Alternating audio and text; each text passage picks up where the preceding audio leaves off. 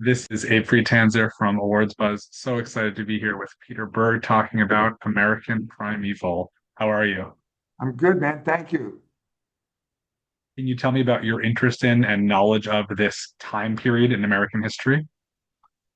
Yes, um, I've always been interested in this time period, probably going back to one of the first films my dad took me to, which was Jeremiah Johnson with Robert Redford, and that kind of lit the spirit of adventure inside of me way back when.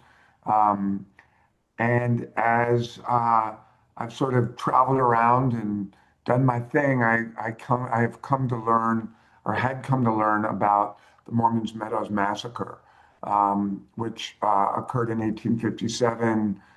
Brigham Young was running the Mormon Church out of Salt Lake City at that time, and a lot of people did not like him. And he was determined to protect his folks, his religion.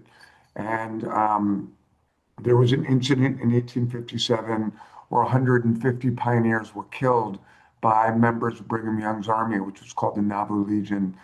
And I'd always known about that and filed that away in the back of my head as a really interesting kind of flashpoint or catalyst to start something. It really spoke to how inflamed tensions were in that part of the country in 1857. And I started talking to my friend Mark L. Smith, and we concocted this little tale. And that's American Primeval. So is the story itself and the characters are mostly invented, even though it's framed around real events like that Well, massacre? Brigham Young obviously is not. He's a real dude. Jim Bridger was a real human being who ran Fort Bridger. Um, the native tribes that we portray, the Shoshone, Paiute, and Ute, were all very real and active tribes. Um, and into that, we injected some made-up characters. This kind of broken spirit, Taylor Kitsch's character, Isaac, a very complicated woman on the run from something in Philadelphia with her son, who's slightly handicapped, has a bad leg. And the two of them are trying to get through this region. Taylor Kitsch is just trying to find sanity, and they find each other. And so those characters, yes, are made up, but the world that we put them in is quite real. What was the most difficult thing about establishing this and just in terms of sets and production, etc.? I mean, I think from a production standpoint, everything was difficult. It was a very big shoot, very long shoot, a lot of weather, and just a whole lot of people. So from a logistical standpoint, it was a lot. Um, but I think the most challenging part was really tracking these characters and tracking the story and tracking the emotion and the feelings that develop between this sort of unlikely pairing of Isaac, Sarah, and Devin, and Two Moons, who joins them. But I think, with anything this big, um, it's not difficult to sort of lose the emotional through line and to sort of stop and not get overwhelmed by the scope and really make sure that you cared about these people and that you were engaged with them and that they were rich, juicy, complex characters that we could sort of attach ourselves to. So sort of balancing the scope, and which was so big, and then the small intimacy of human connection was probably the most challenging. There's also a lot of violence, which I think is very deliberate and speaks a lot to the time too. Was there sort of like a red line of what you knew you wanted to include and what you didn't want to push past, or it was sort of like this is important to the story? I feel like American Primeval had virtually no red line. Um, we we knew that we wanted the violence to be a character in the story. From our research and speaking to multiple consultants, particularly some of the Native American consultants, we were basically told there's nothing we can realistically show in film that is beyond the scope of what was realistic at that point in terms of the febrile nature of the violence. Um, and I think, I've dealt with violence in many of my films. And I feel like there is a nuanced red line that you've got to be mindful of. And there's certain things that if you present to an audience, they just simply cannot recover from. So I think I have developed over the years, sometimes through failure of learning how to not cross that line. I have crossed the line before, and when you do, you hear it very very definitively from your audience. So I had a sense that we're going to push up on a line, but probably never cross it.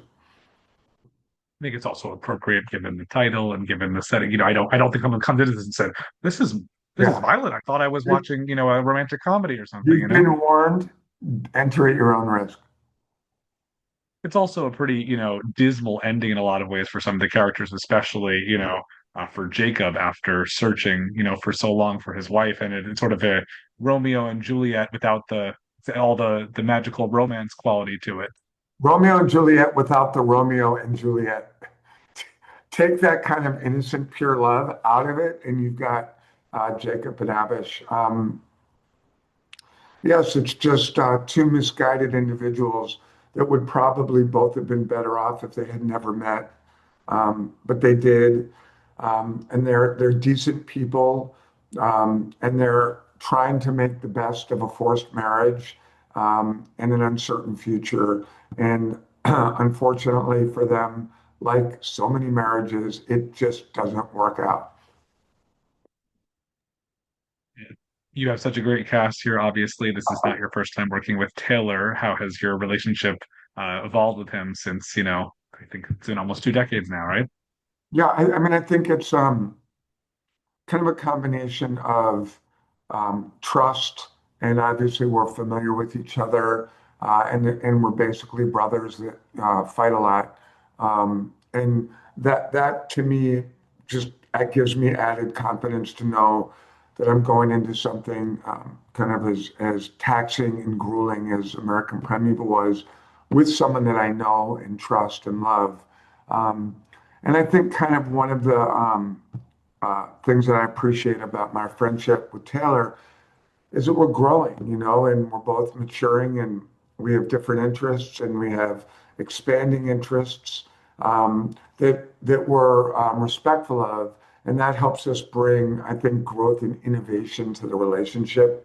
We're not just doing the same thing over and over and over and over again. We're not just playing football. And if we were, I think we probably wouldn't have worked together for so long. But it's kind of cool to grow as a human being with someone else and be able to keep coming back and revisiting our interests in a way that I think creates pretty good work. So I love them and I love the relationship. I assume fans of Friday Night Lights have followed you a lot throughout your career and are still quite enthusiastic even so many years later about the show. They really are. Um, I'm constantly surprised by how Friday Night Lights continues to resonate very deeply with people. Never really saw that coming. I don't think at the level that it has kind of turned into, which is this evergreen product that keeps finding new audiences and people keep discovering Tim Riggins over and over again, and they are excited when Taylor and I work together. I think it feels comforting to them in some way. It's like comfort food or soul food, and that's cool. And how have you yourself evolved, going from a multi-season, broadcast drama to a 6 episode limited series? Um, I just think that I've learned how to trust people more, collaborate more, um, take some of the load off of my psyche and share it with others in a way that I think makes the work better and is more fun. I've at this point really come to have such an appreciation for writers, grips, electricians, cinematographers, prop guys, everyone, even studio executives. I don't mind so much. I actually like many of them, including the ones at Netflix. So I've shifted from feeling like I have to have my hands around the throat of every single issue that comes up to being more of a coach, having a vision, having a plan, articulating that, and letting talented people make it easier for me. Uh, as you know, my mom used to say, it doesn't have to be hard. Uh, and I don't know that that's totally true. It's still hard, but it's maybe not quite as hard. What's next for you? Mosquito Bowl, which is a book written by Buzz Bissinger, who wrote Friday Night Lights. And it's a story of innocence and joy ending far too soon for a group of all-American college football players in 1941 who quit football the second Pearl Harbor was attacked, joined the Marine Corps, and went and fought and died in the Battle of Okinawa. So it's a really beautiful story about really appreciating life when you can, because uh, it can go very quickly and it's an extraordinarily fragile phenomenon. So it's a beautiful story. Sounds like I'll it. be in Australia. Come visit me. And what have you seen recently that's really stuck with you on TV? What's really great these days? I'm obsessed with The Rehearsal. I just think that Nathan, yes, Mhm. Nathan Phil, how do you say his last name?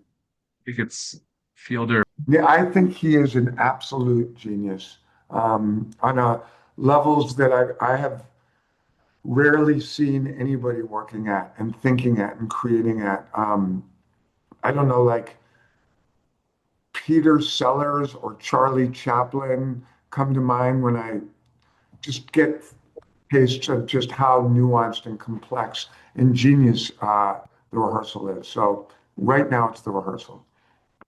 Awesome. Well, thank you so much for taking some time to speak with me and looking forward to seeing what's next for you. Have you been watching The Rehearsal? I've seen a little bit, yes. Watch the last episode. I believe it's episode 3 with Sully the pilot. It's absolutely, and I don't use this word lightly, it's fucking genius. I appreciate the recommendation. Thank you so much. All right, brother.